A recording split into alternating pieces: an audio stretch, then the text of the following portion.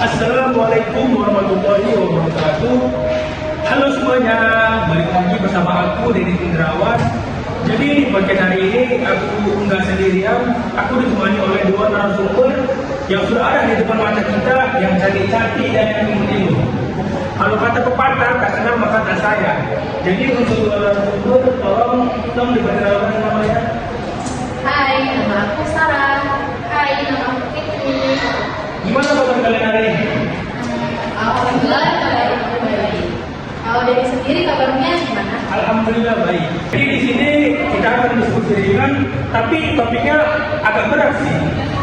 Adapun topiknya itu adalah pengecualian terhadap larangan monopoli dalam Undang-Undang Nomor 5 Tahun 1999. Tapi jangan khawatir, kita bahas dengan santai dan gampang dipahami. Jadi gini, banyak orang mikir monopoli itu buruk ya. Identik dengan perusahaan besar menguasai pasar, konsumen jadi rugi. Nah, pertanyaan pertama, kenapa pada undang-undang justru ada pengecualian? Menurut aku, logikanya begini. Memang monopoli itu sering merugikan, tapi tidak semua monopoli itu begitu. Ada kondisi di mana monopoli justru dibutuhkan, misalnya melindungi kepentingan publik atau menjaga keamanan negara. Jadi pemerintah ngasih pengecualian biar lebih fleksibel. Nah, betul Pip. Aku tambahin ya. Kalau kita lihat dari sektor lapangan, nggak semua sektor itu bisa diserahkan ke persaingan keras. Contoh paling gampang nih, listrik. Bayangin kalau misalnya ada banyak perusahaan yang membutuhkan distribusi listrik, mungkin yang ada kacau nggak sih? Jadi intinya semua monopoli itu haram ya, tapi dilihat dulu dari konteks dan tujuannya. Nah, betul sekali.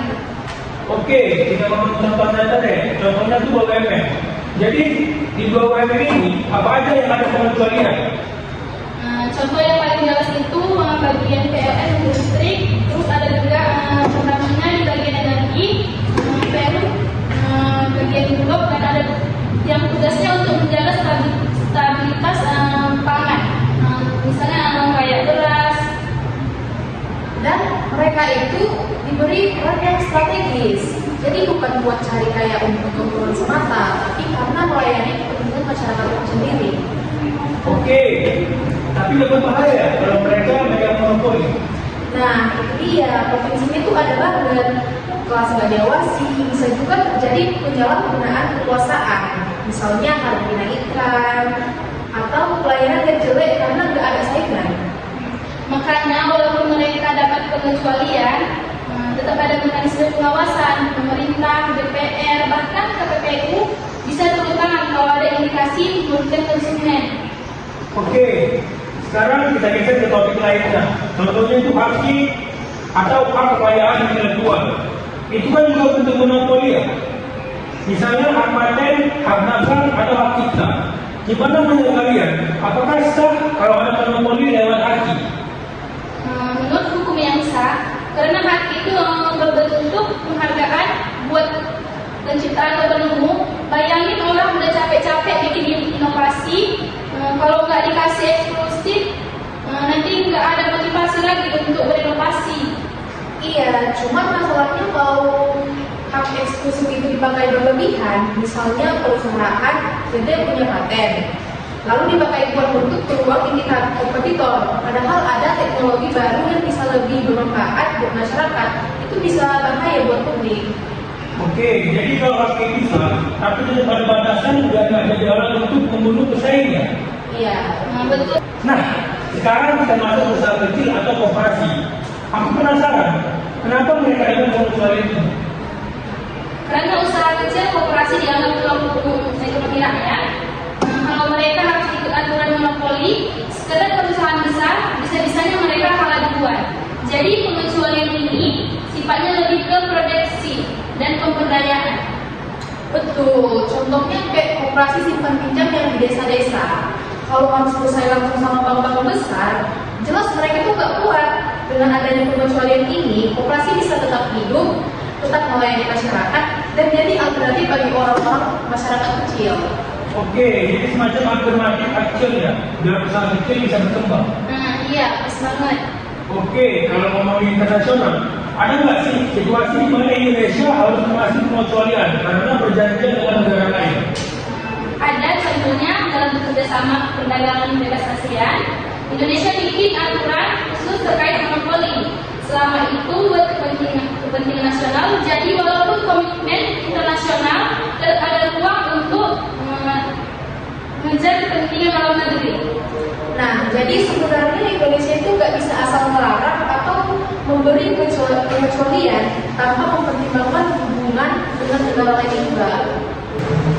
Terakhir nih, aku pengen tahu pendapat kalian soal era digital sekarang.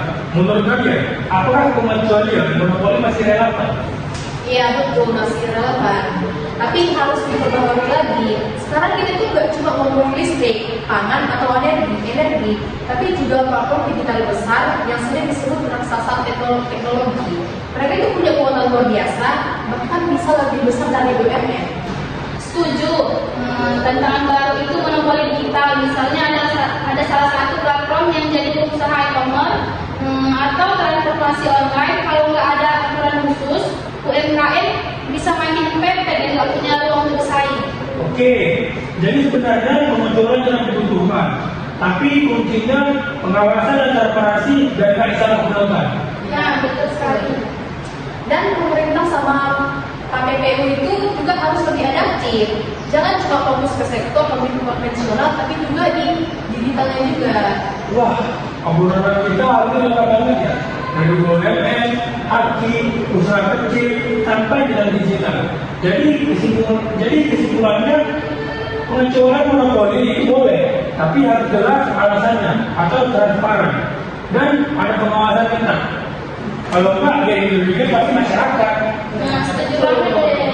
Oke deh, terima kasih untuk Fitri dan Sarah. Baiklah teman-teman, sudah sampai di penghujung obrolan hari ini.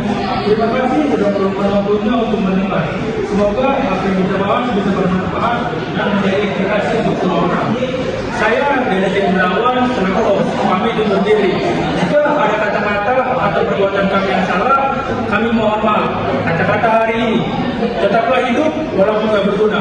Assalamualaikum warahmatullahi wabarakatuh.